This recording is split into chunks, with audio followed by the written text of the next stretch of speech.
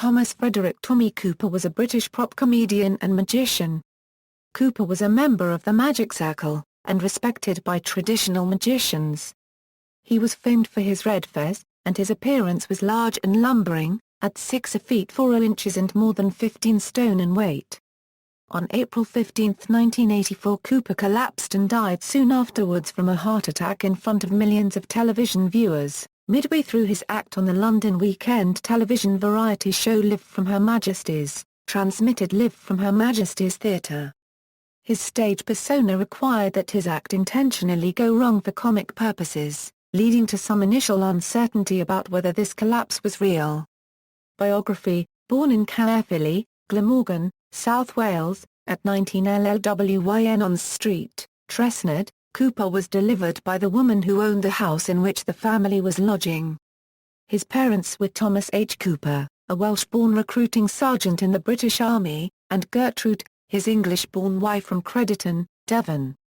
To escape from the heavily polluted air of Caerphilly, his father accepted the offer of a new job and the family moved to Exeter, Devon, when Cooper was 3. It was in Exeter that he acquired the West Country accent that became part of his act. The family lived in the back of Haven Banks, where Cooper attended Mount Radford School for Boys. He also helped his parents run their ice cream van, which attended fairs at weekends.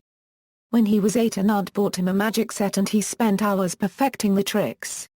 His brother David opened a magic shop in the 1960s in Slough High Street called D. and Z. Cooper's Magic Shop. Cooper was influenced by Laurel and Hardy, Max Miller, Bob Hope, and Robert Auburn. Second World War: after school Cooper became a shipwright in Hythe, Hampshire, and in 1940 he was called up as a trooper in the Royal Horse Guards. He served initially in Montgomery's Desert Rats in Egypt. Cooper became a member of an NAAFI entertainment party and developed an act around his magic tricks interspersed with comedy. One evening in Cairo, during a sketch in which he was supposed to be in a costume that required a pith helmet, having forgotten the prop, Cooper reached out and borrowed a fez from a passing waiter, which got huge laughs. Development of the act: when he was demobbed after 7 years of military service, Cooper took up show business on Christmas Eve, 1947. He later developed a popular monologue about his military experience as Cooper the Trooper. He worked in variety theatres around the country and at many of London's top night spots, performing as many as 52 shows in 1 week. Cooper had developed his conjuring skills and was a member of the Magic Circle, but there are various stories about how and when he developed his delivery of failed magic tricks. He was performing to his shipbuilding colleagues when everything went wrong, but he noticed that the failed tricks got laughs. He started making mistakes on purpose when he was in the army. His tricks went wrong at a post-war audition, but the panel thoroughly enjoyed them anyway. To keep the audience on their toes, Cooper threw in an occasional trick that worked when it was least expected. Career: in 1947 Cooper got his big break with Miff Ferry, at that time trombonist in a band called the Jackdaws, who booked him to appear as the second spot comedian in a show starring the sand dance act Marquise and the Dance of the Seven Veils. Cooper then began 2 years of arduous performing, including a tour of Europe and a stint in pantomime, playing one of Cinderella's ugly sisters. The period culminated in a season-long booking at the Windmill Theatre, where he doubled up doing cabaret. 1 week he performed in 52 shows. Ferry remained Cooper's sole agent for 37 years, until Cooper's death in 1984. Cooper was supported by a variety of acts, including the vocal percussionist Frank Holder. Cooper rapidly became a top-liner in variety with his turn as the conjurer whose tricks never succeeded, but it was his television work that raised him to national prominence.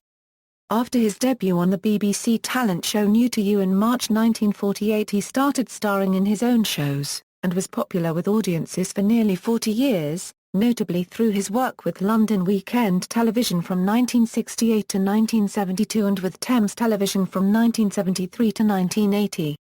Thanks to his many television shows during the mid-1970s, he was one of the most recognizable comedians in the world. Cooper was a heavy drinker and smoker, and experienced a decline in health during the late 1970s, suffering a heart attack in 1977 while in Rome, where he was performing a show. 3 months later he was back on television in Night Out at the London Casino.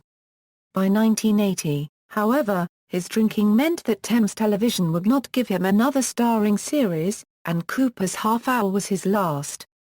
He did continue to appear as a guest on other television shows, however, and worked with Eric Sykes on 2 Thames productions in 1982. John Fisher writes in his biography of Cooper, "Everyone agrees that he was mean. Quite simply, he was acknowledged as the tightest man in show business, with a pathological dread of reaching into his pocket." One of Cooper's stunts was to pay the exact taxi fare and when leaving the cab to slip something into the taxi driver's pocket saying, "Have a drink on me." That something would turn out to be a tea bag. By the mid-1970s alcohol had started to erode Cooper's professionalism and club owners complained that he turned up late or rushed through his show in 5 minutes. In addition, he suffered from chronic indigestion, lumbago, sciatica, bronchitis and severe circulation problems in his legs. When Cooper realized the extent of his maladies, he cut down on his drinking, and the energy and confidence returned to his act. However, he never stopped drinking and could be fallible. On an otherwise triumphant appearance with Michael Parkinson, he forgot to set the safety catch on a guillotine illusion into which he had cajoled Parkinson, and only a last-minute intervention by the floor manager saved Parkinson from serious injury or worse. Death on a live television show. On April 15, 1984, Cooper collapsed from a heart attack in front of millions of television viewers, midway through his act on the London weekend television variety show Live from Her Majesty's, transmitted live from Her Majesty's Theatre. An assistant had helped him put on a cloak for his sketch, while Jimmy Tarbuck, the host, was hiding behind the curtain waiting to pass him different props that he would then appear to pull from inside his gown. The assistant smiled at him as he collapsed, believing that it was a part of the act. Likewise, the audience laughed as he fell, until it became apparent that he was seriously ill. At this point, Alistair Macmillan, the director of the television production, cued the orchestra to play music for an unscripted commercial break and Tarbuck's manager tried to pull Cooper back through the curtains. It was decided to continue with the show.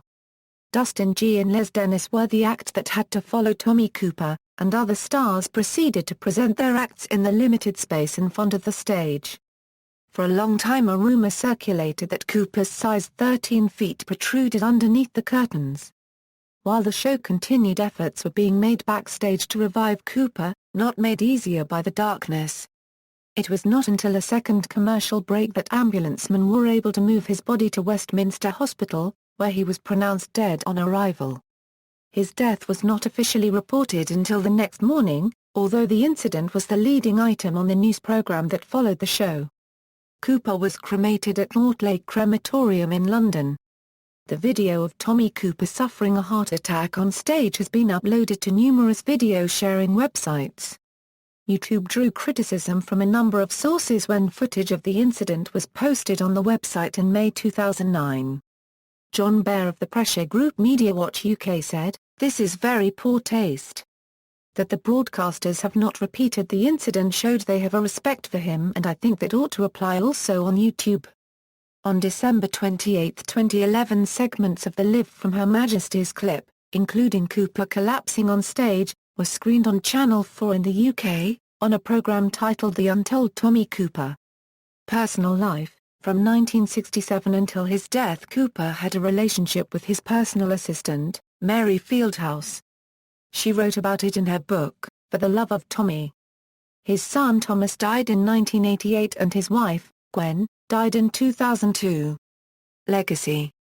A statue of Cooper was unveiled in his hometown of Caerphilly, Wales, in 2008 by fellow entertainer Sir Anthony Hopkins, who is patron of the Tommy Cooper Society. The statue was sculpted by James Dunn. In 2009 for Red Nose Day, a charity red nose was put on the statue, but the nose was stolen.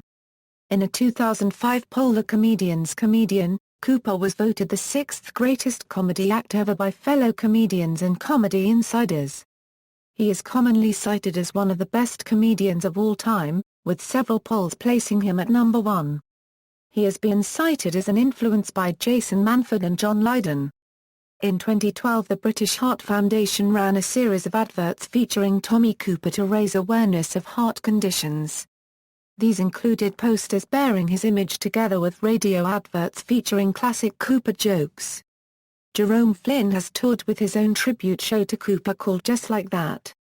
In February 2007, The Independent reported that Andy Harris, a producer of The Queen, was working on a dramatization about the last week of Tommy Cooper's life. Harris described Cooper's death as extraordinary in that the whole thing was broadcast live on national television. The film subsequently went into production over 6 years later as a television drama for ITV. From a screenplay by Simon Nye, Tommy Cooper, Not Like That, Like This was directed by Benjamin Caron and the title role was played by David Threlfall. It was broadcast April 21, 2014.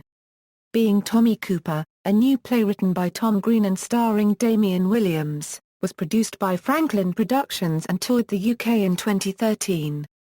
Hip-hop duo Dan Lasak vs. Scroobius Pip wrote the song Tommy C., about Cooper's career and death, which appears on their 2008 album, Angles. In 2014, with the support of the Tommy Cooper estate and Cooper's daughter Victoria, a new tribute show Just Like That. The Tommy Cooper Show commemorating 30 years since the comedian's death was produced by Hambledon Productions. The production moves to the Museum of Comedy in Bloomsbury, London from September 2014. Recordings, Don't Jump Off the Roof Dad, words and music by C. Coben, single, Palette Records PG 1919, Country Dreaming a Euro 12 LP, Ginger a Euro 7 single, Happy Tommy a Euro 7 single, Just Like That 7 single, Masters of Comedy a Euro CD, My Name is Tommy a Euro 12 LP, No Arms Will Ever Hold You a Euro 7 single, Sweet Words of Love a Euro 7 single, Tommy Cooper Very Best of a Euro CD, DVD, Walking Home from School a Euro 7 single, We'll Meet Again a Euro 7 single, References. External links. The Tommy Cooper Society.